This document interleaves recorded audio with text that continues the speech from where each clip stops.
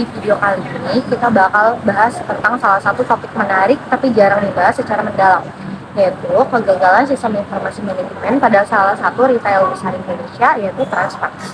Transmart dikenal sebagai jaringan retail modern yang menghubungkan konsep supermarket, department store, dan hiburan keluarga. Tapi di balik cerita besar itu, ternyata ada banyak tantangan yang mereka hadapi, terutama dalam hal sistem informasi manajemen atau yang biasa disebut SIM. Nah, dalam video ini kita akan membedah dari awal peluncurannya, apa saja masalah yang muncul, kenapa sistem informasi bisa gagal, dan apa dampaknya bagi bisnis mereka sampai sekarang. Transmart berdiri di bawah payung besar City Corp dan sempat tumbuh pesat di berbagai kota besar di Indonesia. Di awal konsep one-stop shopping mereka cukup menarik, bisa belanja kebutuhan rumah tangga sambil makan atau nonton di salah satu. Tapi dalam dunia retail modern, yang menentukan keberhasilan bukan cuma lokasi atau produk, melainkan data dan sistem informasi. Sistem informasi manajemen berperan untuk mencatat transaksi, mengatur stok barang, memantau distribusi antar gudang, sampai menganalisis perilaku konsumen. Kalau sistem ini gagal, dampaknya bisa berantai, dari laporan keuangan yang salah sampai pelanggan yang kecewa. Sejak awal ekspansi besar-besaran, Transmart menghadapi beberapa masalah yang berkaitan langsung dengan sistem informasinya. Pertama, kurangnya integrasi data antar platform gudang. Banyak laporan yang menyebut kalau data stok dan penjualan tidak selalu sinkron secara real time. Ini menyebabkan overstock di satu cabang, tapi kekurangan barang di cabang lain. Dampaknya, rugi operasional dan kehilangan peluang penjualan. Yang kedua, respon sistem yang lambat saat gangguan terjadi. Karena ada kasus di mana sistem kasir mengalami kendala jaringan, bikin antrian panjang, dan transaksi tertunda. Ini menunjukkan bahwa sistem cadangan atau backup belum matang. Ketiga, kurangnya pemanfaatan data analitik. Transmart punya hiburan transaksi per hari, tapi jika data cuma disimpan tanpa diolah menjadi insight, putusan manajemen akan lebih lambat dan tidak berbasis fakta. Hal ini bisa bikin promosi tidak tepat sasaran atau stok tidak sesuai dengan tren permintaan. Keempat, manajemen perubahan yang kurang efektif. Banyak karyawan di level operasional yang belum sepenuhnya dilatih menggunakan sistem baru. Sebaliknya, data sering salah input, laporan terlambat, dan pengguna jadi frustasi. Dan terakhir, komunikasi yang lemah saat terjadi krisis sistem. Ketika sistem bermasalah atau ada kejadian besar, publik seringkali tidak mendapatkan penjelasan yang jelas. Hal ini memperburuk reputasi perusahaan di mata pelanggan. Kalau kita lihat dari sisi waktu, kegagalan tidak hanya terjadi secara tiba-tiba, tapi bertahap. Pada fase awal launching, fokus Transmart adalah ekspansi besar-besaran. Sistem informasi belum sepenuhnya siap untuk skala nasional. Banyak data yang masih terpisah antar toko.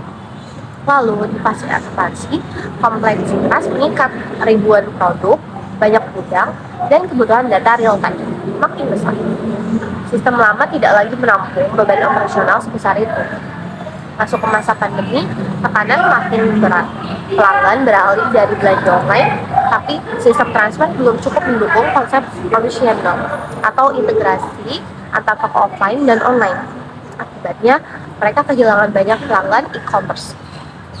Dan akhirnya di fase restrukturisasi, beberapa gerai ditutup dan sistem dirombak.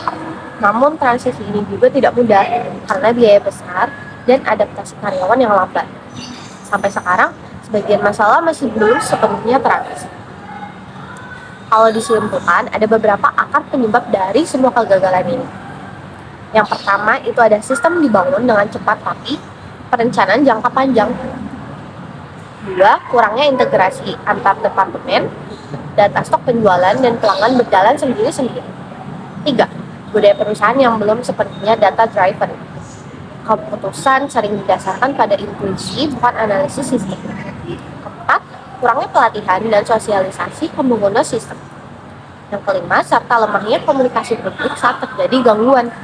Semua ini membuat sistem informasi Transmart tidak mampu menjadi fondasi kuat bagi bisnisnya. Padahal di era digital, justru sistem inilah yang menentukan keberlanjutan perusahaan. Dampak dari kegagalan SIM bisa terlihat jelas. Operasional jadi tidak efisien, biaya meningkat, dan pelanggan kehilangan kepercayaan. Beberapa gerai ditutup karena dianggap tidak lagi menguntungkan. Di sisi lain, reputasi merek itu turun karena publik melihatnya sebagai tanda kegagalan manajemen. Tanpa sistem informasi yang kuat, perusahaan sebesar apapun akan sulit bertahan di industri retail yang kompetitif dan sangat cepat berubah. Meski banyak tantangan, masih ada harapan.